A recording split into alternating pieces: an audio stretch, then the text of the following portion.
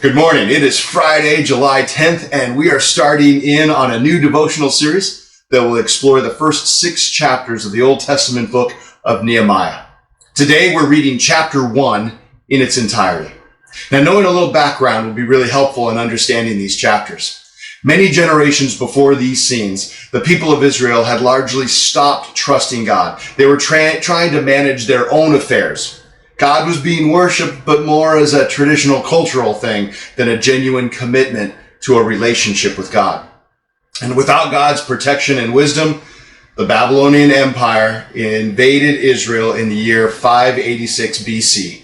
The Jews were enslaved and scattered throughout the Babylonian Empire.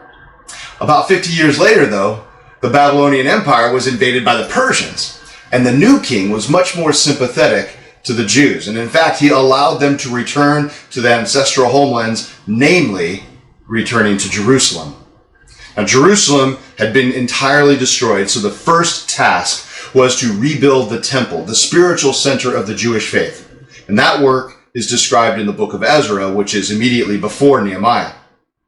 The temple was finished in the year 516 BC, about 70 years after the city had been destroyed. But more than 100 years after that, they still had not properly rebuilt the city walls.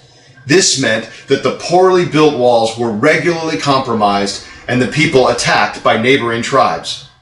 In this chapter, we read that when Nehemiah hears about the condition of the wall, he is moved to take action. The people of God are being reunited, but the process is incomplete. At verse 9 of chapter 1, we read this: "But if you return to me and obey my commands and live by them, then even if you are exiled to the ends of the earth, I will bring you back to the place I have chosen for my name to be honored." God's promise is that no matter how far we are from our roots, we can all experience restoration as soon as we turn our eyes back to Him. God is going to use Nehemiah as a part of His work of restoring God's people. In the bigger picture of this story, there's something else, though, I'd like you to consider. The temple represents the spiritual center of the Jewish tradition. But without proper walls, the temple remains vulnerable to outside attack. The same is true of us. We may have the right spiritual values and habits, but if we don't know how to defend our faith, we are as vulnerable as that temple is without real walls.